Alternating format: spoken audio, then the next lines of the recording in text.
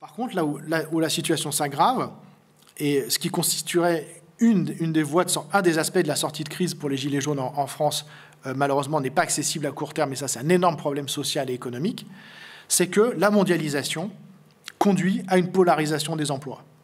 C'est-à-dire qu'on a de plus en plus des emplois qui se rétrécissent au milieu du niveau de qualification et qui se développent de plus en plus, soit du côté des emplois très qualifiés, des emplois dans la recherche, dans la publicité, dans le marketing, dans les conceptions des systèmes de logistique, de transport, etc., soit d'un autre côté, du côté des emplois les moins qualifiés, c'est-à-dire les emplois de serveuses, de vendeuses, beaucoup d'emplois féminins, de services à la personne, de manutentionnaires chez Amazon, etc.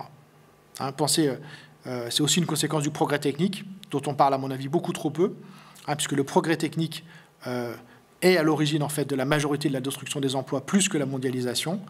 Pensez typiquement à Amazon. Amazon, ça détruit des emplois qualifiés de libraires pour créer des emplois déqualifiés de manutentionnaires dans les entrepôts. Et donc, avec l'effondrement des emplois intermédiaires, c'est la classe moyenne qui est attaquée.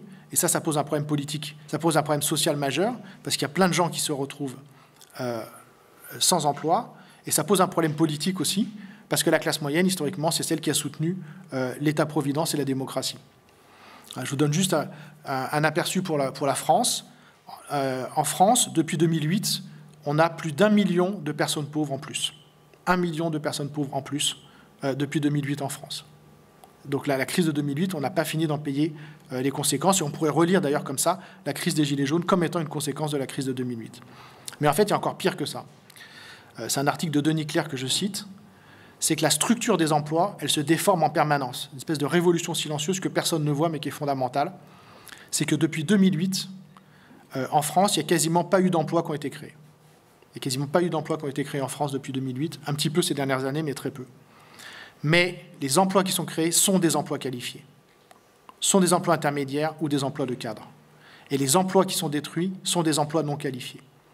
Ce qui veut dire que si vous n'avez pas un niveau de compétence minimale en France aujourd'hui, et que vous avez le malheur d'avoir 40 ou 45 ans ou 50 ans, pour retrouver un emploi, c'est statistiquement impossible.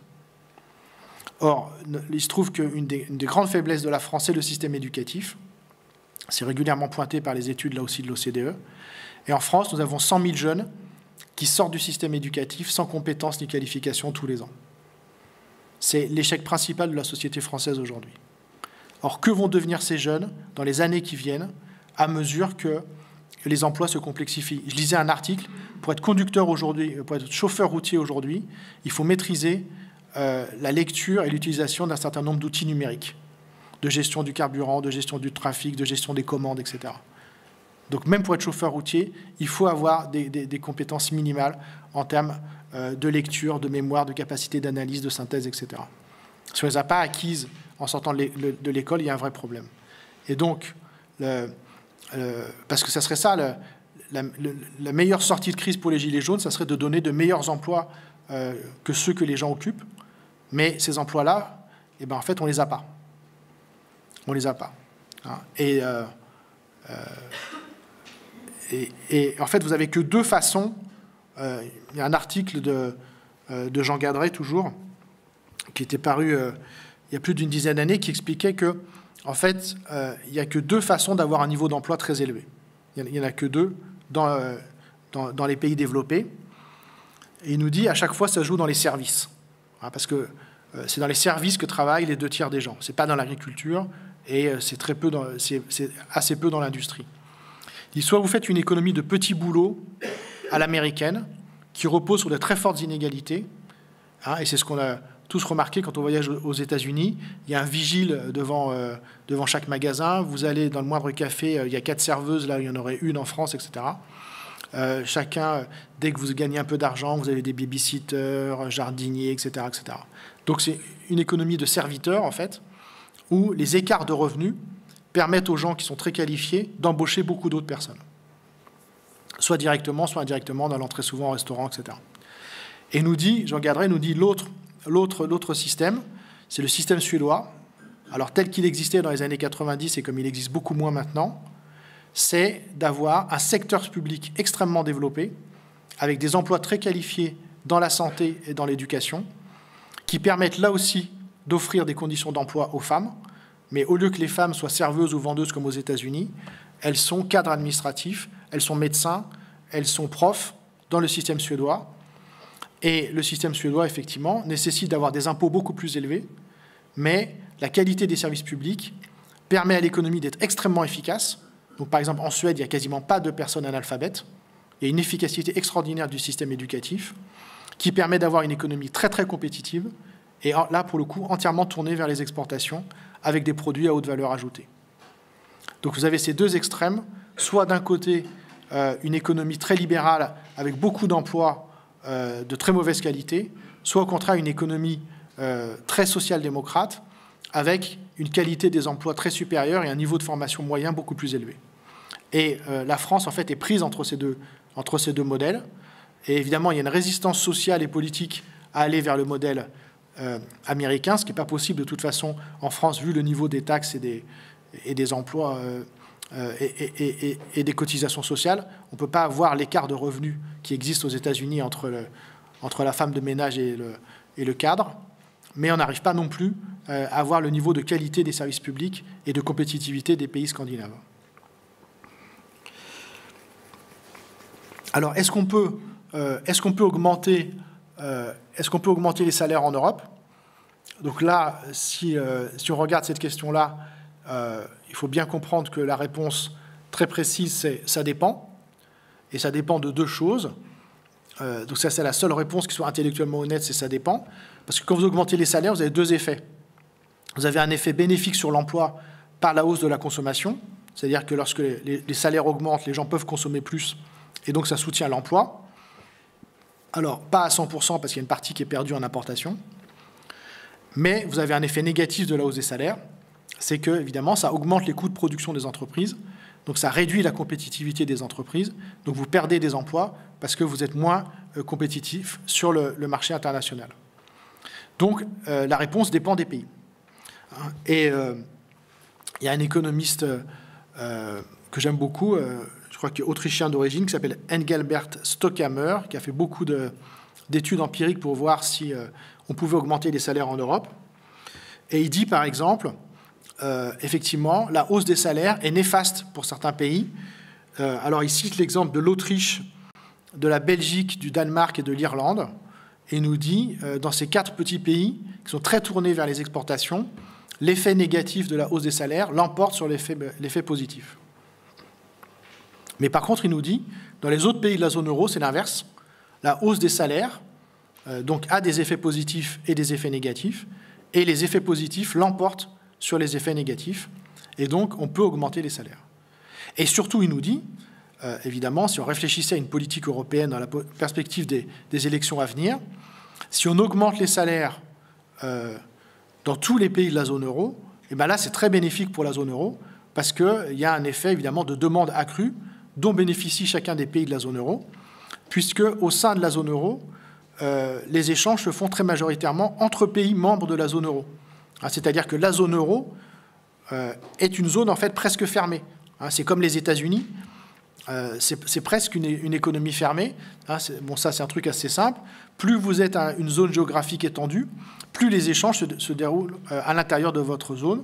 Et donc, 80% des importations et donc 80% des exportations de la zone euro proviennent de la zone euro. Donc on pourrait, en théorie, mais ça c'est un truc de tableau noir d'économistes, si on augmente les salaires dans tous les pays de la zone euro, ça bénéficie très largement aux économies de la zone euro. Mais on sait que ça ne se passe pas comme ça. On sait qu'en fait, au contraire, on a une concurrence fiscale et sociale qui est très forte au sein de la zone euro. Il n'y a pas du tout de coordination des politiques sociales, des politiques fiscales. On sait notamment que l'Allemagne, alors ce n'est pas parce que c'est l'Allemagne, mais c'est parce que c'est la première économie de la zone euro, a complètement massacré les salariés de l'ensemble du continent par une politique d'excessive modération salariale qui a été menée, comme toujours, par le camarade social-démocrate Gerhard Schröder, qui a consisté à un recul sans précédent de la part des salaires dans la richesse nationale en Allemagne. Vous avez une explosion de la pauvreté en Allemagne qui est absolument délirante. Vous avez 20% de travailleurs pauvres. Vous avez des millions de retraités pauvres qui sont obligés de recommencer à travailler parce qu'ils s'en sortent absolument pas. Enfin, il y a un recul social en Allemagne qui est complètement vertigineux, alors que c'est un pays qui accumule des excédents commerciaux. C'est un pays maintenant qui est en excédent budgétaire, mais qui a martyrisé ses employés et ses salariés depuis les années 2000. Et donc ça a eu un double effet. C'est que comme l'Allemagne est le premier marché de la zone euro, et bien évidemment, ça a réduit la demande pour les autres pays, puisque vous ne pouviez pas exporter en Allemagne, puisqu'il n'y a pas de demande en Allemagne, puisque les salaires stagnaient. Et d'autre part, évidemment, ça a exercé une pression à la baisse très forte sur les salaires des autres pays, parce que pour être concurrentiel vis-à-vis des produits allemands, vous ne pouviez pas, vous non plus, augmenter les salaires, puisque les salaires stagnaient en Allemagne. Donc l'Allemagne a complètement, en fait, a activement abîmé le modèle social européen ces dernières années, ce qui n'empêche pas, notamment en France, tous les discours délirants sur le fameux couple franco-allemand qui, évidemment, n'existe pas, puisque c'est l'Allemagne qui domine, mais on a un petit peu de mal à se l'admettre en France, donc on préfère parler du couple franco-allemand, et tous les appels sur la construction européenne qui est en train de déconstruire nos États sociaux année après année. Donc, juste pour vous donner... Donc là aussi, je cite une étude, par exemple, dans les services. Il y a une étude qui a montré que dans les services en Allemagne, entre 1996 et 2012, il y a une stagnation complète du niveau des salaires. C'est-à-dire que pendant 20 ans, le salaire n'augmente pas du tout. Donc, vu que vous avez de l'inflation, vous avez une baisse de pouvoir d'achat. Donc, on a réussi, quand on parle actuellement des difficultés sociales des gens, ce n'est pas simplement que leur pouvoir d'achat n'augmente pas, c'est que le pouvoir d'achat baisse. Et en France en particulier, moi j'ai longtemps fait cette erreur d'enseigner à mes étudiants qu'il y avait une hausse du pouvoir d'achat d'à peu près 1% par an. Et en fait, je me rends compte que c'est faux, parce qu'il y a deux problèmes dans la mesure de l'indice des prix. Parce que comme le pouvoir d'achat, on ne mesure pas le pouvoir d'achat. D'accord ? Ce qu'on mesure, c'est la hausse des salaires. Ce qu'on mesure, c'est la hausse des prix. Et le pouvoir d'achat, c'est la différence entre les deux. Mais on ne mesure pas la hausse des prix. Il n'y a pas quelque part quelqu'un qui nous dit la hausse de prix. C'est construit. C'est l'indice des prix qui est construit. Or, il y a deux énormes problèmes dans la construction de l'indice des prix en France. Un que je connaissais et un autre que je connaissais moins. Le premier, c'est la part du logement. C'est-à-dire que l'Institut statistique français considère que quand vous achetez votre logement, à crédit évidemment, vous faites un investissement et que ce n'est pas une dépense de consommation. Donc les gens qui achètent leur logement, les dépenses qui correspondent à ça sont sorties de l'indice des prix.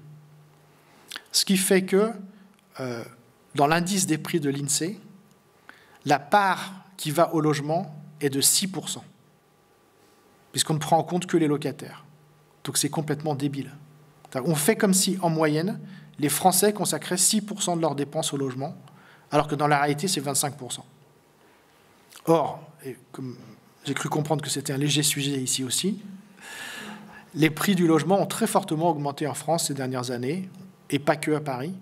Donc là, il y a un énorme problème de mesure. Il y a un deuxième problème de mesure, c'est ce qu'on appelle l'effet qualité. C'est que pour l'INSEE, si un ordinateur coûte 1 000 € aujourd'hui, mais qu'il est 10 fois plus puissant qu'un ordinateur qui coûtait 1 000 € il y a 10 ans, l'INSEE va considérer que l'ordinateur actuel coûte 100 € pour prendre en compte l'augmentation de la qualité. Donc là, on voit bien que c'est aussi... Alors, je ne sais pas quelle est la bonne réponse, parce que ce n'est pas absurde de prendre en compte l'effet qualité, mais le prendre en compte de façon totale, comme ça, c'est débile, puisque, évidemment, d'une part, on a besoin d'avoir un ordinateur 10 fois plus puissant aujourd'hui pour traiter les images, pour pouvoir ouvrir de lourds fichiers, etc. Et que, d'autre part, la consommation, ce que nous rappellent les Gilets jaunes, la consommation, c'est un phénomène social. C'est que vous n'achetez pas un ordinateur que pour des compétences techniques, ou un téléphone portable ou une voiture. Il y a un niveau de consommation qui nous est martelé chaque jour par la publicité et auquel on souhaite aspirer. Donc il faudrait avoir une réflexion sociale, il faudrait avoir un indice de prix social sur la consommation. où on ne mettrait pas évidemment les biens les plus chers, mais il faudrait définir ce qu'il y a. Alors évidemment, c'est compliqué, il faudrait travailler avec des sociologues, mais je ne pense pas que ce soit impossible. Il faudrait définir socialement ce qu'est le niveau de consommation qui est considéré comme normal ou moyen, et voir comment évolue le prix de ce panier. Parce que le problème, c'est que pourquoi est-ce que l'indice des prix augmente aussi peu dans les pays riches? Vous avez des prix qui augmentent et des prix qui baissent. Et les prix qui baissent, c'est justement ceux de l'informatique. Et à chaque fois, on nous dit que les prix de l'informatique s'effondrent. Mais on voit bien que nous, nos ordinateurs ou le prix de nos téléphones portables, ils ne s'effondrent pas tant que ça. Mais c'est parce qu'à qualité constante, effectivement, le prix s'effondre. Puisque nos ordinateurs portables, aujourd'hui, vous savez, ils ont plus de mémoire que n'en avaient les fusées Apollo qui ont atterri sur la Lune, etc. Bon, c'est bien, mais ça ne nous permet pas non plus d'aller sur la Lune. Donc, il y a vraiment un problème. Et donc là, je me rends compte, et c'est un problème en fait aussi de pilotage fondamental pour les dirigeants politiques, c'est qu'ils ont cru les chiffres de l'INSEE, et ils ont cru effectivement, tous les ans, on répétait qu'en France, en gros, le pouvoir d'achat augmentait de 1% par an. Et là, clairement, c'est faux. Et clairement, il y a des millions de gens en France pour qui le pouvoir d'achat non seulement stagne, ce qui est déjà inacceptable, parce que dans nos sociétés basées sur la consommation, on veut que notre pouvoir d'achat augmente tous les ans, ce qui effectivement est un énorme problème, mais il y a aussi des millions de gens pour qui, clairement, le pouvoir d'achat a baissé ces dernières années. Et c'est ça qu'expriment les Gilets jaunes.